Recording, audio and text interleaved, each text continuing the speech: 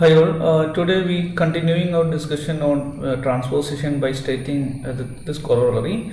This is what we have seen in the last class. Any permutation of a finite set of at least two elements is a product of transposition. So this is because of this fact. If we as a proof, you can write like this.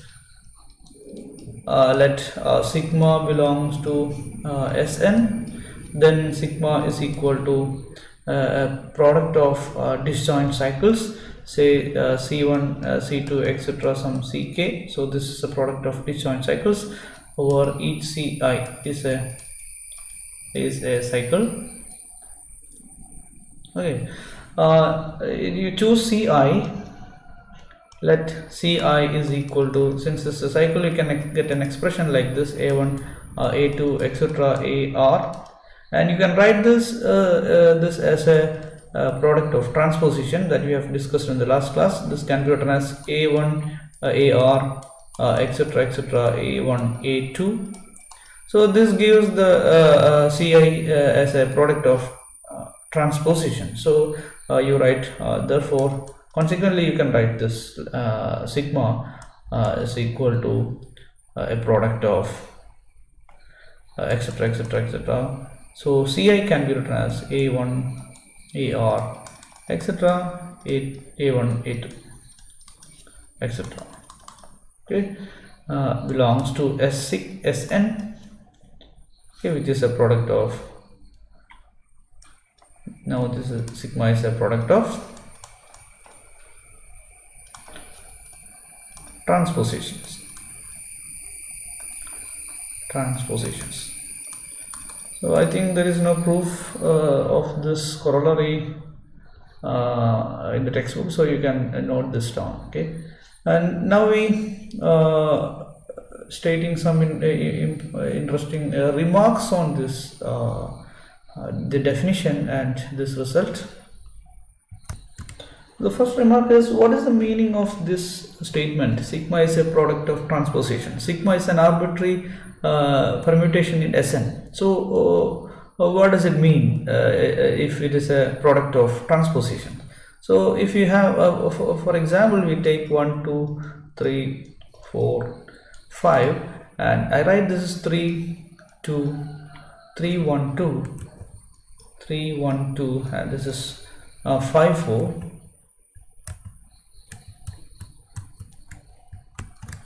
5, 4. So this can be expressed as a product of disjoint cycles as 1 goes to 3, 3 goes to 2, and that 2 goes to 1. So this completes one cycle, and there is one more cycle is in this expression, that is 4 goes to 5. In fact, this is the cycle structure of permutation sigma. Okay, we know that this can be expressed as a product of transpositions, that is 1, 2, 1, 3, and 4, 5. So what does it mean? Sigma is as a product of, what is the advantage of this? Okay, so what is the meaning of this expression? Since sigma is a function, 1 is mapped into 3, 2 is mapped into 1, 3 is mapped into 2, 4 is mapped into 5, 5 is mapped into 4. That means this is a 1, 1 and 1, 2 function. So that this means this expression is nothing but an arrangement of 1, 2, 3, 4, 5 in some order. Okay, so how will you get this order? That is the meaning of this. Okay, you can interchange the symbols in this way. First you interchange 4 and 5, then you interchange 1 and 3, then interchange 1 and 2, then you will get this expression. That is the meaning of this statement. That means using the consecutive interchanging, you can get the position like this. Okay, first of all you interchange. That means we start with 1, 2, 3, 4, 5.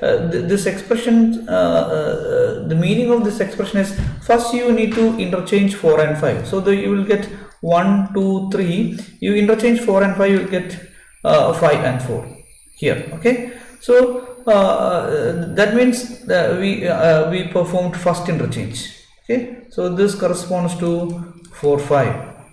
Okay, now you perform 1, 3, interchange 1, 3 in this expression.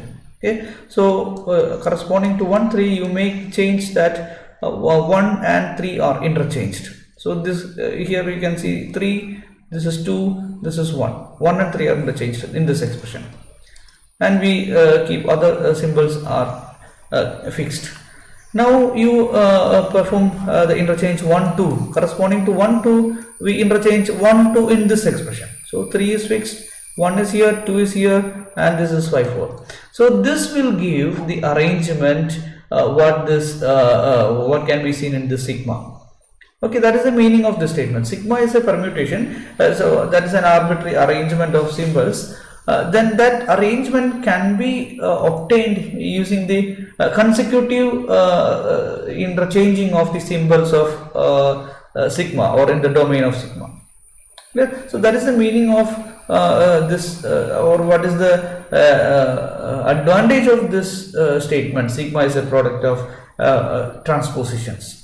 Okay, using transposition, you need to perform only the interchanging of two symbols. You need not worry about other symbols. So consecutively doing this interchanging, you can get the original sigma. That is the meaning of this, or what is the advantage of this this statement. Any permutation on a finite set can be, of course, it should have at least two elements, otherwise you cannot define transposition. So once you can define transposition in Sn, then every permutation can be expressed as a product of transposition. Every permutation can be written as a product of transpositions. Even identity can also be written as a product of transposition, because if you write identity as this, we know that identity is 1, 2, 3, etc. n, and all the symbols are fixed in the identity permutation. So this is an element identity in Sn, so I call this is some I, and this can be written as 1 2 1 2 or 1 3 1 3. Of course 3 4 3 4, this I can be written as in any manner. If you write 1 2 1 2, that will give the same identity permutation, because here in this transposition 1 is mapped to 2, then 1 is mapped to 2, and in this permutation if you multiply these two, then 2 is again mapped to 1 in the other one. Okay, so 1 is ultimately 1 is mapped to 1. In the same way, you can see the image of 2 is mapped to 1, and in this 1 is mapped to 2, so 2 is mapped to 2. Okay, so all other symbols are fixed in this expression. So 1 2 1 2 will give identity. Okay, so identity can be expressed as, this identity can be expressed as 1 2 into 1 2. Similarly, you can write identity can also be written as a product of transposition as 3 4 into 3 4. If 3 4 are symbols in the domain of this permutation. Okay, so this also shows that this expression as a product of transposition is not unique. Okay, 1 2 1 2 gives identity, 3 4 3 4 gives identity. This means this expression, a permutation as a product of transposition, need not be unique. There will be another expression. Even though this 1 2 1 3 4 5 can also be written as 1 2 1 2 1 3 4 5, and you can add something 1 or this 1 3 or 1 4. I write 1 4 here, and you can repeat the same thing again. So this is also an expression which is equal to this one, because 1 4 give the identity permutation. So this part give the identity, so the all thing will be the same as sigma. Okay, so the sigma as a product of transposition need not be unique. But in case of cycle structure, if sigma is a product of disjoint cycles, then that expression is unique up to the order. Okay, so this expression is unique up to the order. You can write this as 4 5 into 1 3 2. So order, if we cannot consider the order of these two disjoint cycles, then this expression is unique. Clear? But the expression as a product of transposition need not be unique. So these are some interesting remarks on this definition of two cycles or transposition. Okay. Now we have a theorem 9.15. No permutation in Sn can be expressed both as a product of an even number of transpositions and as a product of an odd number of transpositions.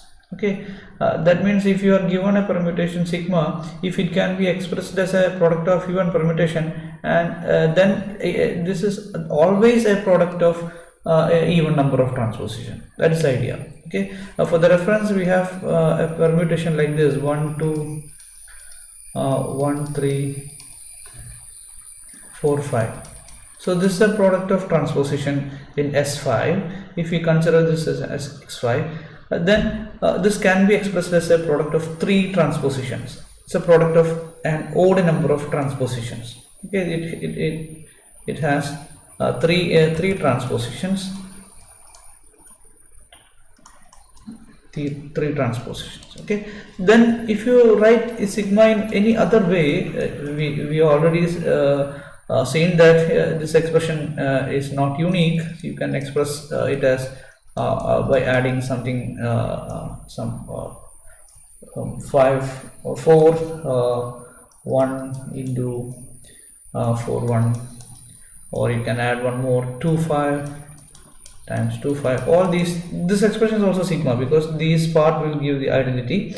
So if you write sigma in any manner as a product of transposition, then those expressions should have an odd number of transpositions. Once you write sigma as a product of odd number of transpositions, then every expression of sigma as a product of transposition should have odd number of transpositions. Okay, so if a gamma can be expressed as a product of even number of transpositions, that is always that expression of gamma as a product of transposition should have even number of transpositions. That is the idea of this statement. No permutation in Sn can be expressed as expressed both as a product of even number of transpositions and as a product of odd number of transposition. Okay, that means this sigma, if you write the sigma as a product of three transpositions, then the sigma cannot be expressed as a product of an even number of transpositions. Okay, that's the idea of this theorem. To prove this, we use the idea of permutations, idea of the matrices. We already seen that if A is equal to 1 2 3 etc. n, and B is equal to some other symbols A1 A2 etc. an, then SA, set of all permutations on A, is same as set of all permutations on B. In fact, this is not same, this is isomorphic. So the groups obtained from this A and B are the same. The only difference is the naming of those elements of those groups. Okay, so if A and B are a finite set with n symbols, same number of symbols, then SA and SB are not different. Okay, you can consider those as the groups with same properties. Clear? So if we start, instead of taking this 1 2 3 etc. n, if we write some B as, or other set as some epsilon 1 epsilon 2 etc. epsilon n, where epsilon I is the rows of the names of the rows of identity matrix. Okay, n by n identity matrix. Okay, that means if this in is nothing but 1 0 0 0 0 1 0 0 etc. 0 0 0 1, and name the first row as epsilon 1 and second row as epsilon 2 etc. the last row as epsilon n. So if you work with these epsilon 1 epsilon 2 epsilon n, then SB is same as this SA. The permutations group on these symbols are the same as this one. Okay, that means if you start with a sigma as epsilon 1 epsilon 2 epsilon 3 epsilon 4 epsilon 5, then the same thing. If you write this as epsilon 3 epsilon 1 epsilon 2 epsilon 5 epsilon 4, if you write this sigma as an element of SB, set of permutations on B, then this corresponds to the same permutations, or this is this is same as the permutation of writing 1 2 3 4 5 3 1 2 5 4. Okay, so the difference of this symbol doesn't make any change for dealing with these two permutations. Okay, so if you write 1 2 3 4 5 as this one, that the same effect, the same function will give this one. Okay, there is no matter what the symbols are used to define this function. As far as a function is concerned, then the images are the important things. Okay, so if you work with these things corresponding to this permutation, if you consider the corresponding permutation with the symbols of this rows epsilon 1, epsilon 2, epsilon 3, etc. So if you write this permutation as a product of disjoint cycles, you can write it as 1 3 2 4 5, and consequently you can write it as 1 2 1 3 4 5. So in the similar fashion you can write this one, epsilon 1 epsilon 3 epsilon 2 times epsilon 4 epsilon 5, that is equal to epsilon 1 epsilon 2 epsilon 1 epsilon 3 epsilon 4 epsilon 5. What does it mean? This means that the rearrangement of rows of, these are the rows of identity matrix. This rearrangement of the rows of this matrix, this identity matrix, can be obtained by interchanging the rows of in consecutively 3 times. Okay, so how will you write this corresponding to this sigma? You can write a matrix like this, say M1. M1 is the matrix obtained by rearranging the rows of identity matrix in this fashion. Okay, so if this is epsilon 1 epsilon 2 etc epsilon n or epsilon 5, then you write it as epsilon 3. First you write the third row of the identity matrix, and then you write epsilon 1 epsilon 2 epsilon 5 epsilon 4. So this is the matrix obtained by rearranging the rows of identity matrix in this fashion. Okay, what is the meaning of this? This means you can obtain this M1 by interchanging the rows of identity matrix in this fashion. First of all, you interchange epsilon 5 fourth row and fifth row of the identity matrix. Okay, so how will you obtain M1 from identity matrix? That is the idea of this is I5 here, because it for the example we write only 5 rows. So how will you get this one M1 from this? In fact, this I5 is epsilon 1 epsilon 2 epsilon 3 epsilon 4 epsilon 5.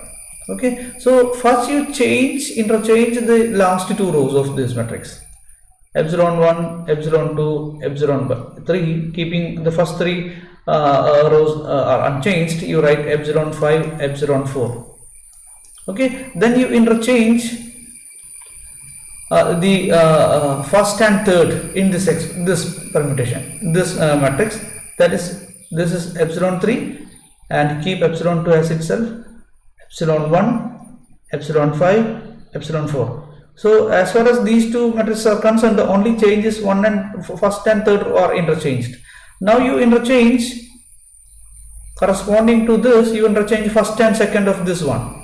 Okay, that means you need to change epsilon 1 and epsilon 2. That is the meaning of this. Epsilon 1 to epsilon is changed to epsilon 2, epsilon 2 is changed to epsilon 1. So keep the other rows are fixed. Epsilon 3 is fixed, and here I write epsilon 1, and here I write epsilon 2, and here write epsilon 5 epsilon 4.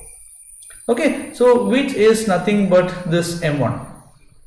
Okay, though that means in order to get this M1, you need to perform the interchanging of these rows from the identity matrix. So what happens when we interchange 2 rows of a matrix? Okay, from this matrix to this, if you interchange any 2 rows of this matrix, then this determinant of these 2 matrices are deferred by -1. Okay, when you interchange two rows of a matrix, then the determinant changes to minus 1. Okay, if the determinant of -1 times the determinant of this. So this is this determinant of this matrix is obtained by multiplying the determinant of this by -1. Again, if you interchange this any two rows of this matrix in order to get this one, then there is a there is a difference in the determinant with the factor -1 again. Okay, so in each consecutive stages we have the determinant is deferred by a constant term by -1. That is the determinant of the new matrix is obtained by multiplying the determinant of the previous matrix by -1. Okay, so this is the idea, or this is the relation between the permutations and the rows of identity matrix. Okay, so if you whatever we work with this permutation, sigma in a sense that can also be performed in case of the rows of identity matrix. Okay, so now you can write, if sigma, we need to prove this one. In order to prove this theorem, suppose the sigma as a product of sigma can be written as a product of transpositions like tau 1, tau 2. So this tau 1, tau 2, tau 2, etc. Tau k is a product of transposition of sigma, and there is another expression, say tau 1 prime, tau 2 prime, etc.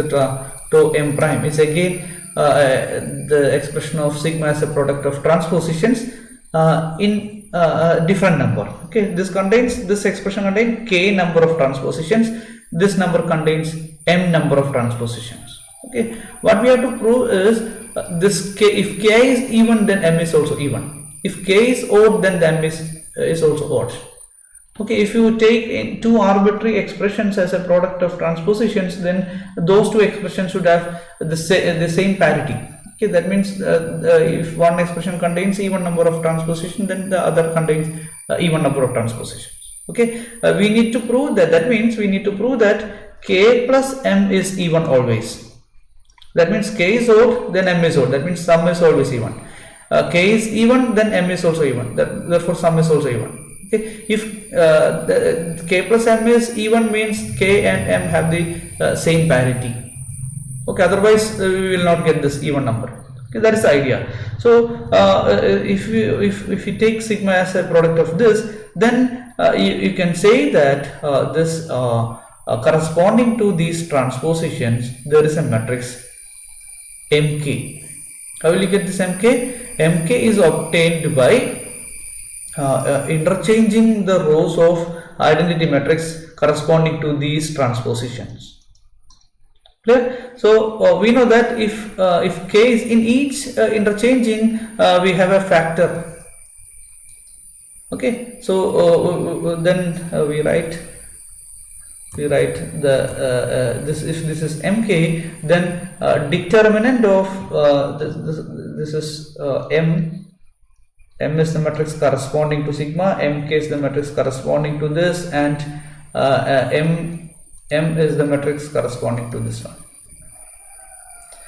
Okay, so how will you define these mk, etc.? So that is obtained by, so we write that is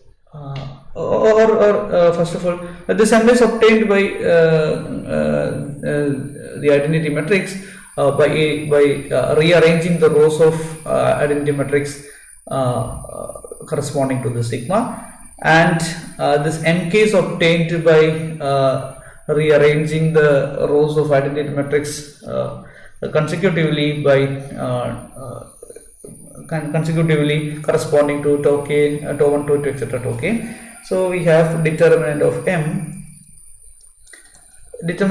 Using this, you can write this is nothing but -1 raised to k times determinant of this mk. Sorry, this identity matrix. So we write this is identity matrix. So this is determinant of I n is nothing but -1 times k determinant of mk, because we know that this in or this mk can be obtained by k consecutive interchanges. Okay, so similarly, or you can write it as in this fashion determinant of In. If you consider this one, you can say that minus 1 raised to m determinant of mk, determinant of mm. Okay, this is the idea. Or you can write this implies determinant of mk is same as minus 1 raised to k times determinant of In, and determinant of, from this you can write determinant of mm is equal to minus 1 raised to m times determinant of In. Determinant of In is 1 always. Okay, so this is nothing but minus 1 raised to k, that is equal to minus 1 raised to m.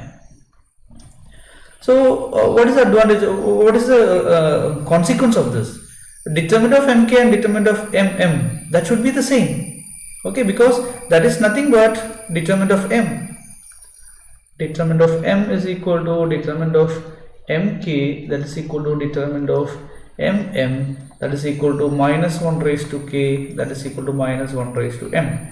Because this mk gives the same permutation as sigma, because this product is nothing but sigma. Ultimately, when you perform all these product as a transposition, you will get sigma. So ultimately, the image of a symbol in sigma is same as image of a symbol in this product. Okay, so at last we have, if you consider this example, you can say that if you perform this product in the right hand side, so after all you can get as by taking the product of these three transposition, you will get the same sigma.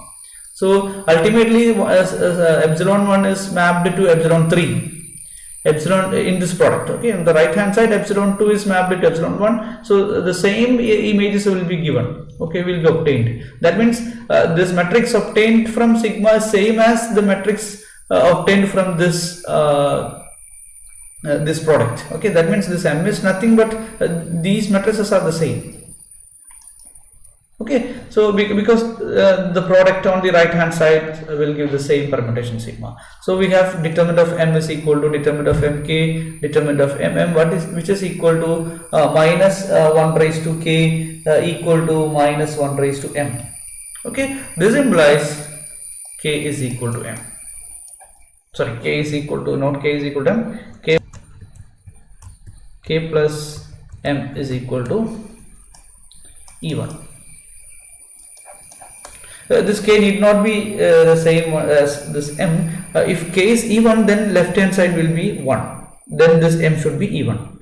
If k is odd, then this left hand side will be minus 1, then this m will be odd. Okay, if k is odd, m is even is not possible. If so, then it would be minus 1 equal to plus 1, that is not possible. So which implies k plus m is equal to even. So please note, so here you can there are two proofs in our textbooks. So this is the first proof using the idea of matrices or using the idea of linear algebra. The study of linear algebra is nothing but study of matrices. So you can use this is the simplest proof. And there is one more proof is given in the textbook, so you can go through those proof, and I'll given those proof as a seminar to one person. So I'll tell you later, or if anyone is free to do that as a seminar, then please let me know. So this is up to the idea of the remarks of transpositions. Okay, using these remarks, we will define a new entity in a permutation group called even permutations and odd permutations. Okay, so that we will discuss in the next class. Thank you.